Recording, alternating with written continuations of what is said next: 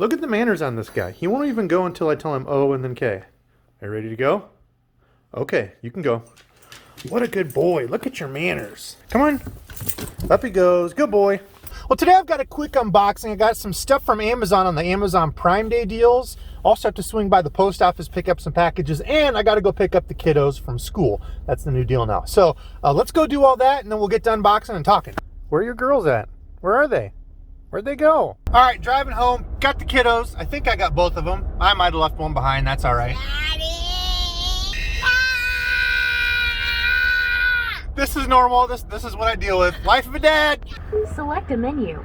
And for Sup, we're doing subs. Look at this. Subway's got the old touch screen thing. That's some Midwest technology. You know you're fancy in the Midwest when you got touch screens, above ground pools, and above ground trampolines. All right, Fisher friends, just got home. Got done cleaning coffee out of my truck. I spilt it as I was getting out. So I'm super excited to do a subscriber unboxing because I'm not gonna lie, the first box I opened, I teared up. I'm gonna save it for a whole different video, but super cool. I cannot believe somebody sent me what they did. But today's unboxing, I've got a bunch of stuff from Amazon. This rod holder from One Bass. I've got a couple here that are just like it. They hold 24 rods. I got this on sale for $29, I think, on the Amazon Prime Days or whatever the heck all those sales were. But everything here is from Amazon and some stuff from the Hookup Tackle. But this deal, I needed one of these. I've got multiple rods just kind of stacked in the corner. So these rod holders are really nice. They're easy to set up.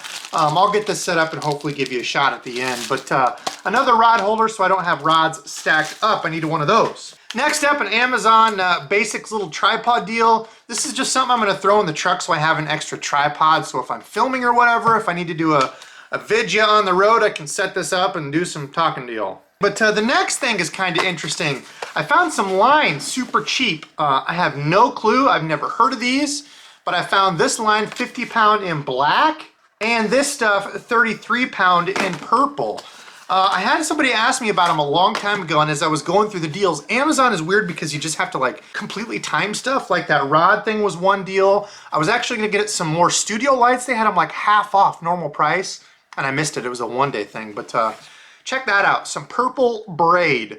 I don't know, it's definitely bright. I don't know how long it'll hold the color. Some of the things I was looking at online when I bought it, I was cracking up, but it's by Angry Fish. Oh, never heard of them, but some Angry Fish braid. I grabbed some 30 pound. I also grabbed some 50 pound of that purple to try out.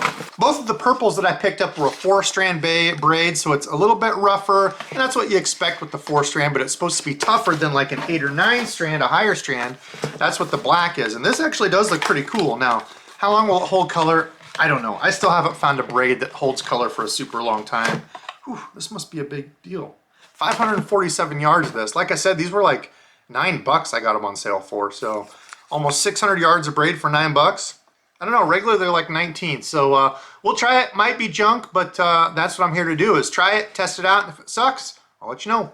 Not bad. Feels pretty small for a 50 pound. I wouldn't say it's super smooth, but does feel not too big. 0.33 millimeter size. I don't know. We'll see. Angry Fish braid. Moving on, let's see. I got this deal, which reminded me of as a kid, get your stuff together, Debo. This is the Arbogast Jitterbug, but this is the 2.0 jointed. And I picked it up because it looks like some sort of like custom lure, the way they did the paint theme on it. Look at that treble on back. Completely dressed up that treble. If you're not familiar with a Jitterbug, it's got that lip on it on front, so it kind of walks back and forth. Dark nighttime on the ponds. I remember throwing this at my buddy's farm pond.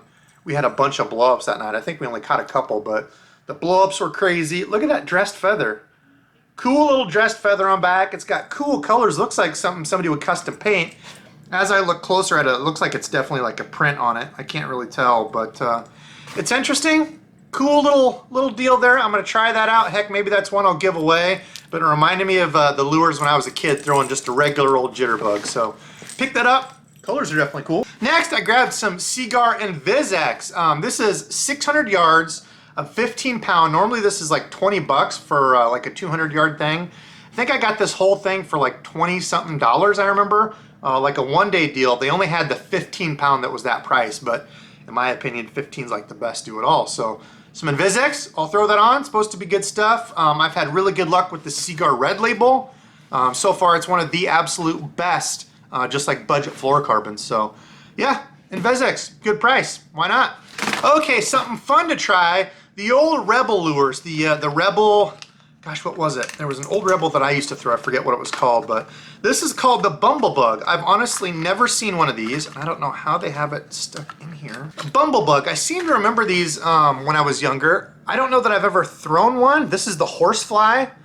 You see like bluegill and stuff coming up and grabbing flies on the surface all the time. So this has just a little bill on it. It's going to be a shallow little diver. You can see it's got small hooks on it, but I figure, you know what, in some small ponds, shallow ponds and stuff, I might have to change those hooks out. I don't know how sharp they are. Oh, those are pretty good. But yeah, I just thought it would be fun. Throwing a horsefly around, maybe some creeks and stuff, see what we can catch. I don't do a lot of creek fishing, but I just thought it'd be cool. Old Rebel horsefly. Let me know if you throw one of those babies. Okay, next I grabbed some of these worms. I had never seen them before. They're called the Yoshikawa wiggle worm. Not at all what I thought they were gonna be. I thought it said it was a 3-something inch bait. And I was figuring like a big, almost like a sluggo looking thing. This is about 3 inches, I guess. I don't know what I was thinking, but I was thinking it was gonna be larger. Look at this thing. Itsy bitsy little tiny thing. It does have a couple little fins sticking out the side of it. Kind of cool color. It's like a green pumpkinish, watermelonish with green and black flakes in it. Honestly have no clue what I'm going to use this for. Maybe try for some trout with it. Everything's freezing over now, so maybe I'll end up cutting the backs of these off and using them on some ice fishing jigs. I have no clue. Not what I thought, but they were super cheap. They were like an add-on price thing. Never heard of this place. It has Chinese writing on the front of it. It does say made in China, so some sort of made in China soft plastic. We'll give it a try and see if it catches anything. I have no clue. Also this thing, it says made in China, perch, pike, walleye fishing is what it says. It says new. I just thought it was kind of interesting because this was pretty cheap too. I think like $7 or something. That's like, you can't even really get these like bluegill blanks with a brush tail for that price. So after I took it out and looked at it, I mean, the blank seems pretty good, but it's like a 3D print on it. It doesn't look like paint. I can't really tell. It's interesting. Honestly, it doesn't look half bad. So I figured, you know what, let's get it and try it. I noticed it does have the rotating hook hangers here. So if you do hook a fish, this rotates so they can't throw it, both the front and back. I don't know, some cheap little swim bait deal I found on Amazon.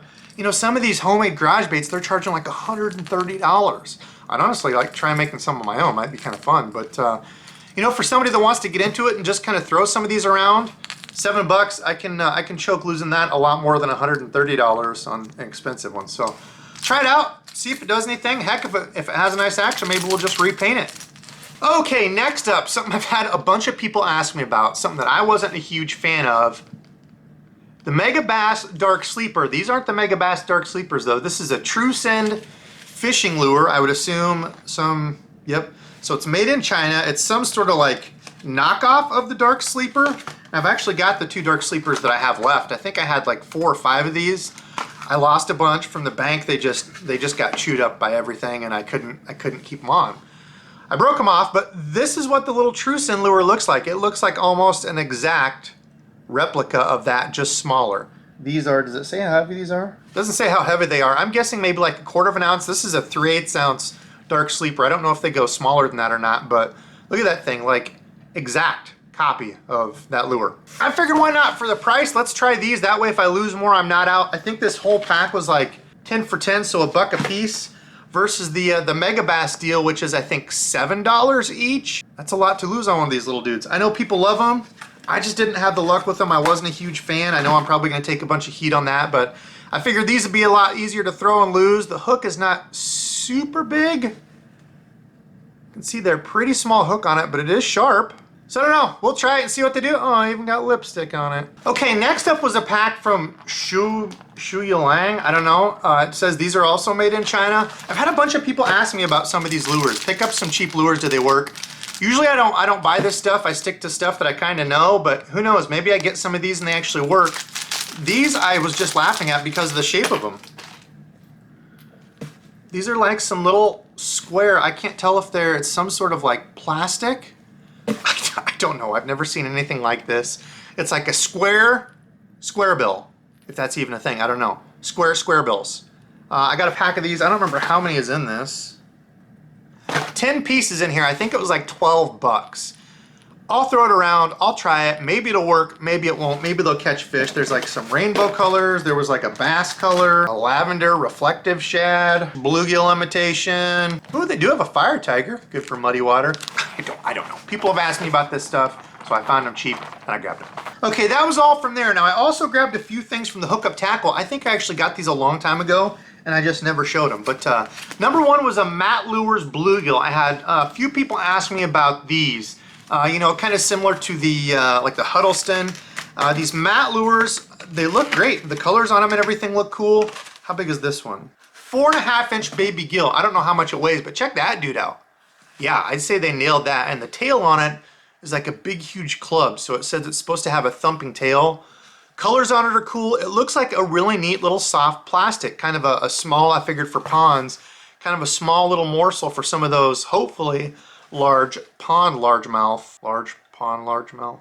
Hook is super sharp on it. I don't know what the hookup ratio is going to be like with something like this. I wanted to get out and slow roll this in some of the ponds. I just didn't ever get the chance to.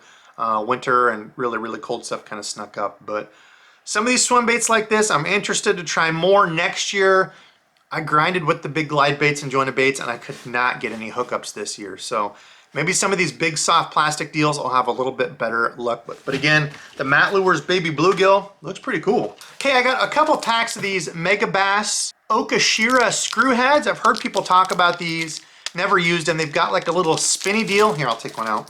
Spinny deal, I'm almost positive, is the technical term that Mega Bass calls these. Anyway, it's got like this little twisty deal on the front there. So you put your little swim bait on here. It does have the little metal keeper right there, the metal soft plastic keeper. Thread that on, put your swim bait here, and it's got some little deals there so it can still spin. Just got these in an 1/8 ounce, I thought, for some finesse. I don't know. I've never tried them. They look cool. I've heard of some people using them and having good luck with them. I've never tried them. So I picked up a pack a while ago, and obviously I never shared it with all of you. So picked up a couple of those in 1/8 ounce. Look pretty cool. We'll give them a try. Also from the hookup tackle, I got some of these Zappu pile drivers.